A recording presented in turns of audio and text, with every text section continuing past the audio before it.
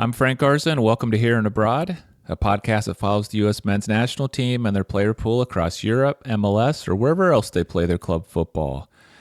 On today's show, we're going to do a final year-end stock up, stock down on a select group of USMNT players. The intent is to give an overall evaluation of what their stock has done over the past 12-month period. So we'll be comparing their stock now versus how we perceived it back on January 1st, 2023. To help me with this, I've invited Chuck Booth back to the show. Chuck is a soccer writer at CBS Sports. Chuck, welcome to the show. Thanks for, not only having me, but having me back. Yeah. Well, really enjoyed that last discussion we had, and I've been looking forward to this year-end stock up, stock down, kind of thinking about it big picture over, the entire year. And so let's get right into it. I'd love to just start off by hearing about one USMNT player whose stock that you think has gone up since the beginning of 2023. I feel like it kind of has to start with Anthony Robinson, because even his 2023 started in a very, well, I don't want to say started in an interesting way because it was more around the summer that started coming out, but with the links to Manchester City from Fulham, where you're just kind of like, wait, what? But then he's responded by, kind of just showing why he may be someone who City would want with when it comes to like locking up top wingers in the Premier League, and then even seeing the performance of the national team both with and without him, which is kind of an unfortunate circumstance of having absolutely no depth at left back behind him. You really don't want to envision a U.S. national team future that doesn't include him at left back. Yeah. He's really somebody that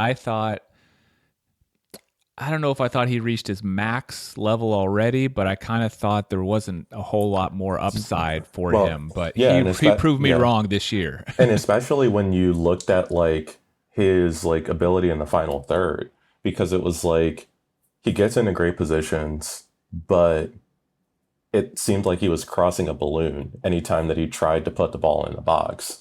And like that's improved so much because it's like defensively he could already keep up with just about anyone, but he wasn't really a true two-way player like he is now. Yeah, and he's getting all this big game experience playing in the playing every match in the Premier League, and so it's been really great to see him kind of turn it on this year. So 100% agree with you there. Let's go the opposite way now. Who's a player you would say whose stock has gone down since the beginning of the year? It's unfortunate because we haven't seen him since the beginning of the year, basically. And it just has to be the World Cup captain, Tyler Adams. Like, I know we've already kind of discussed before, like how you just don't know if you're ever going to see the old Tyler Adams again. And it's extremely unfortunate if like these injuries do start turning his career into a what could have been, as opposed to him maximizing his potential. And like, obviously really hope that doesn't happen. But it's just like at this stage, like it's just not looking great. And of course we'll see him in a U.S. men's national team shirt again, because we still don't have a defensive midfielder. Like that is a major problem, and they're going to have to do everything they can to hope that he can fill that role. But also, even, right now it's like not even looking forward to 2026 because you'd have Copa America literally around the corner. Like we're going to blink and it's going to be summer of 2024. And someone needs to play there. And I forget exactly what his return to play is right now. I think I heard like March February or so. Oh, goodness. Yeah. But I think there's a lot of uncertainty there. Yeah. Yeah. And exactly. It's like we could be in a position where he doesn't appear in a Premier League game this season. And like, what do you do? Yeah. Yeah, I think you have to say his stock has gone down because yeah, he hasn't played at all. But I'm interested to get your take on this because another perspective is how has the team looked without him, and has that made him appear more valuable? I heard a lot of people talking after the Germany game.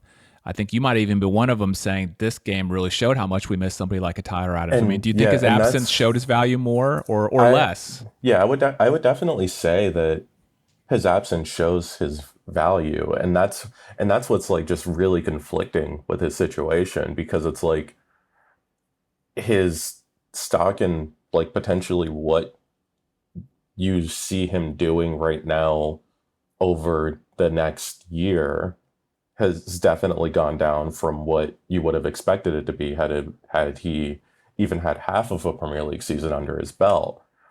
But his importance and the importance of figuring out how to fill that role like couldn't be larger than what it is right now because it's like Yunus Musa has done a great job in certain scenarios at the six, but yeah, once you're like when you're gonna be facing Uruguay, like you need an actual defensive midfielder, and we're still in like that weird situation where like Leonard Maloney hasn't played enough to know if he can be that guy. And it's always just weird with those because I mean, it's like on one hand you want to be like, why isn't Greg Berhalter playing him more? But then on the other, you don't see training. So there's only like so much that we can take into stock with that. Because like, I mean, at the end of the day, if he's not ready, playing it would only be a detriment to the team as well. But someone has to do that. And like, and you just like look at the pool and it's like, who? Yeah. Yeah, I mean, nobody's really well, stepped up. actually, well, I was going to say, I mean, actually, I mean, maybe depending on if Crystal Palace keeps doing what they're doing, which is also weird. And not that the team's even performing well, but lately, Chris Richards has been a defensive midfielder, and it may be something that against stronger teams that the United States needs to try out, even if his passing range may be limited. Yeah. Yeah, that'd be real interesting to see if Berhalter experiments with him there. I mean, I agree with you. Nobody has stepped up to take really even not even close to take Tyler Adams, spot. I mean, Cardoso seems to be the guy that you want to see in there, but he's had some unfortunate injuries and not really been able to demonstrate whether he can or can't. Maloney, like you said, hasn't. Um, Acosta used to be the guy that they would put in there, but he's not even getting called in anymore. So they seem Yeah. content with just kind of like this makeshift, either playing with two holding midfielders and having like Musa and McKennie kind of like share a little bit. It'll be really interesting to see if Berhalter even tries to do this single holding midfielder, Yeah, again. because I mean, if it feels like it may be. I mean, it might be more likely that he tries out a back three before he tries another just holding midfielder. Yeah, yeah. Well, we will see. We will see. Okay, let's move on and okay. So now I'm going to surprise you. I'm just going to throw out some names here, some people that interested me, who maybe I'm like on the fence on about whether their stock is up and down, and I want to get your take on it, take on them. And the first one is Folarin Balogun has his stock, and I want to cheat a little bit on him actually Hmm. because although I'd say his stock had a value in January because the hype train had already started. He didn't really join the team until May when he announced that he was going to join the USMNT and the transfer had been approved. So since May when he joined, would you say his stock has gone up or down? See, that's where I kind of have to take a cop out answer and say that it's been kind of level, just because I don't I don't know if outside of him like literally scoring at a World Cup, if it's possible for like his stock to move higher than where it was when he debuted. And it's like, even because, especially when you take into account that even when he hasn't scored, he's still been getting its assists and impacting the game. So it's like, for the most part, he's been what we've expected him to be since debuting. And the impact that he's had on just like opening things up for the front three has been just so impressive, and something that no other forward playing in that role has been able to do for this team. So yeah, I would just have to say level there, just because I'm just genuinely not sure Yeah. if it can go higher. Yeah. Yeah. He's one I think I would lean more towards the stock down, just because the expectations and the hype were like so high that I don't think he's played poorly. And I don't know if he could have done anything else this year. It's just that I think the stock was like so high and possibly overvalued at the start that maybe now it's like settling down a little bit. And we just kind of need some more time to see where Um, it's lined out. He hasn't been dominating. He yeah, scored some goals. I mean, he's doing I okay at the guess club. I guess what's interesting with him is, but even if you compare his production to the production of any other nine that has played over the past basically like 3 years, because there just hasn't been a productive nine since Josie Altidore. Yeah, you're saying it's a lot better. Yeah, I mean, I won't say easily, like Yeah. it's not even close. And like, one thing, even while, because like recently, I mean, with the transfer window opening soon, I've been taking a look at like just potential transfers that would make sense for just national team players who need to move. And the two people at the top of that list are Jesus Ferreira and Brandon Vasquez, because just at the moment, like, there is no one remotely close to challenging Balogun for a spot. And not that realistically there should be, Not even but Pepe. I like, Pepe's role is great, and what he's able to bring, like, is extremely useful. And I just do think it's more valuable coming off the bench than it is actually starting a game right now. Okay. Okay. Yeah. I mean, it's whether it's a stock up or stock down. I mean, I think we're going to learn a lot. Hopefully, more. We'll be able to see more about Balogun. In Oh, 2024. I mean, for Yeah. better or worse, we're going to learn a whole lot in About 2024. everybody. Yeah. Yeah. But I just feel like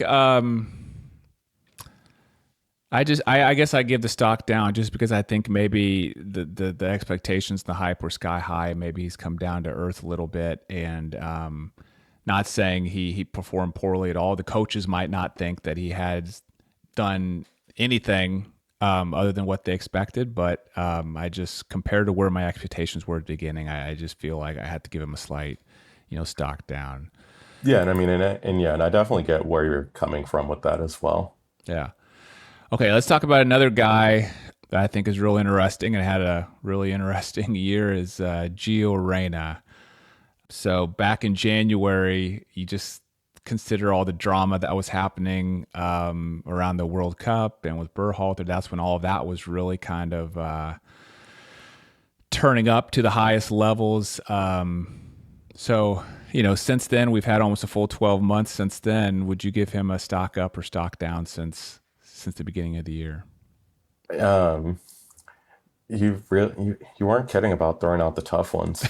Um, Stock up with the national team, stock down with his club career, because, like, just what is going on at Dortmund? Like, because I mean, we've seen that Giorena needs to be on the field for the national team as much as possible. That's just a fact at this point. And just hopefully his health will allow it. But even after how many game-winning goals he's had for Dortmund, the fact that whenever he's been out there, he makes an impact for the team. They just don't play him at all. And I'm just hoping that someone comes in and gives him a fresh start in January because, like, I mean, this is just ridiculous. Like, like, I mean, I get for a top team that he, like that, he shouldn't be an unquestioned starter, but there's no reason that he should be playing less than 60% of available minutes for a team of that caliber. Yeah, I agree with you there. Yeah, I think with the national team, no doubt about it. To me, it's a stock up, though. I mean, you look at all the uncertainty there was around him at the beginning of the year and all that drama, and then you look at the performance he put in the Nations League finals, and just the impact he's had with the team.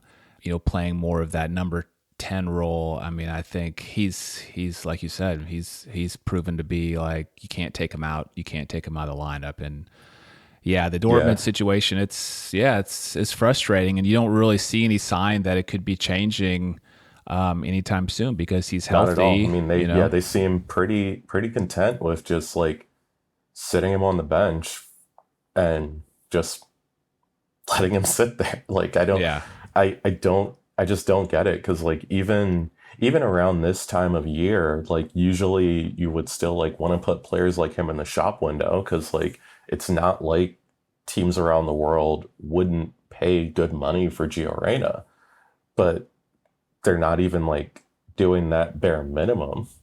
yeah, yeah. But a couple weeks ago, I had a guy on from Kicker magazine on the podcast. He covers Dortmund day in and day out, and he told me, Frank, hey man, basically be patient, chill out.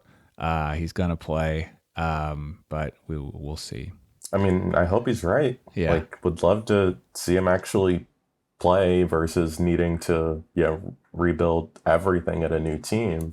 It's just very hard to keep faith that that'll happen. yeah. Okay, let me throw another tough one out at you. Serginho Dest. Stock up or stock down since January? I mean, for him, it's got to be stock down. And it's funny because without the red cards, like it would definitely be stock up because even every time he gets sent off, he still gets an assist in the game. And like during the World Cup, like we saw that Serginho Dest can play defense, but like he's just got to iron out these other issues. Like you can't be putting your team in a position where they're just playing with 10 men. And I can't think of a time, like at least recently, in which I've seen just the entire national team so mad at one player. Because like a lot of times, like someone gets sent off, it's like, okay, like it might just be something stupid that happened. Like, can't really blame them. The ref was just like weird at the time. There was nothing there outside of him just being an idiot. Like, I, I just like, I mean, there's certainly moments when you see red in a game and just things happen, but like, I mean, you're a professional and that's just not acceptable. Yeah. It's unfortunate because there's so many reasons why his stock should have gone up this year. I mean, his club situation has like drastically improved, this year. He's playing well at PSV. He's had some really good performances for the US men's Oh national yeah. team. But yeah, the red card stuff, it's just too much. And you kind of get a feeling now that you're almost to the point where it's like three strikes. Like the next time something happens, it's almost like a three strikes, you're out type Well, of also, I scenario. mean, and we're even at a point now where like you're wondering if he's gonna be included in the Nations League roster since he can't play the first game. Like, should he have to kind of like feel the consequences for his actions and not be able to be involved in a potential final, even if the team's best 11 does include him in it? Right. Okay, so we have about 5 minutes left here. I still have a decent list of players here, so let's do more of maybe a rapid fire stock up, stock down. And we'll start with Joe Scally. So Joe Scally, stock up, stock down, and quickly, why or why not? Which way? I I think for him it's stock down. Like he's finally gotten chances at playing time because of like Robinson not being available, and just hasn't shown that he can bring his Bundesliga form to the national team. Yeah. I would lean more towards a stock up with him, just because I feel like in January, you look at the World Cup, I don't even think he played a minute. He seemed to be one of these guys that was on the roster, but I don't know if he was ever going to get into a serious game. Now he at least seems to be, Berhalter seems to like trust him a little bit more to put him into some of these games. He seems to be a little bit more solidified in his roster spot, but that's a very slight, stock up for me, because like you said, I mean, he hasn't ever stood out with the U.S. men's national team, but I think maybe he's solidified his position, a little bit more. Yeah, I get where you're coming from. That yeah, getting minutes is better than not getting minutes, but at some point you do have to show something in them. Right. Okay, Tim Ream. Unfortunately, stock up. Like Unfortunately, well, because it's like Tim Ream. I forget if he's either 35 or 36. Like he's not going to be here in 2026. You shouldn't be playing at Copa America because you should be fitting in a young center back. And all you've seen is that we need Tim Ream on the field as much as possible. Like that's great for him, but that's a problem. Yeah. Yeah, you want to see one of these other center backs kind of step up and take the spot, and they haven't done it. So that leads us to another center back who we've already kind of mentioned here, Chris Richards. Would you give him a stock up or stock down since the beginning of the year? The slightest stock up, and similarly to your Joe Scally, it's just like he's at least playing now. Yeah. And there has been moments when he's shown that he should be with the national team, but when he's not paired with Tim Ream, things don't look great. So it's still just like figuring out, okay, who is that commanding center back? Because it doesn't seem like it's going to be him. Yeah, I agree. I give him the stock up because, he wasn't even in the picture for a while with injuries. He had a couple of really good windows with USMNT, this year. He's finally playing again at Crystal Palace, but yeah, you do want to see him kind of step up and grab that position. Also, he's a set play threat, which is something that That's this team needs badly. Okay, another center back, Miles Robinson. Stock up, stock down since January. Stock down. I hope that we see pre-injury Miles Robinson again, but just what a shaky year it's been for him. Yeah, I agree. I mean, it seems to be kind of like a slow, steady stock down for him. There hasn't been like one single bad moment, but it just seems to be like he's getting a little bit out of the picture. I would say I'm not worried about him yet, just because like recovery from ACL injuries is just a tough time. So from the Achilles injuries, right? Yeah. So it's just like just seeing there what 2024 looks like for him is going to be a lot more important than this year, which you can kind of write off just with the recovery. All right, Chuck. Well, I think we'll leave it at that with the stock up, stock down. Those were some tough ones. I'm glad you talked me through a couple of those. Thank you so much for being on the show. I'll make sure and put links in the show notes to your X account, which is at Chuck Booth Sport, and also to your work at CBS Sports. Before I let you go, any final thoughts that you'd like to share? I mean, hopefully 2024 is a great year for the U.S. national team, because, man, it is a scary year coming up.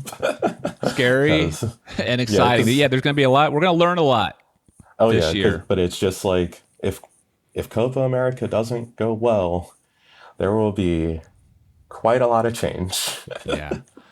Yeah, I'm so excited to see that, and it's going to be here. It's going to be here before we know it.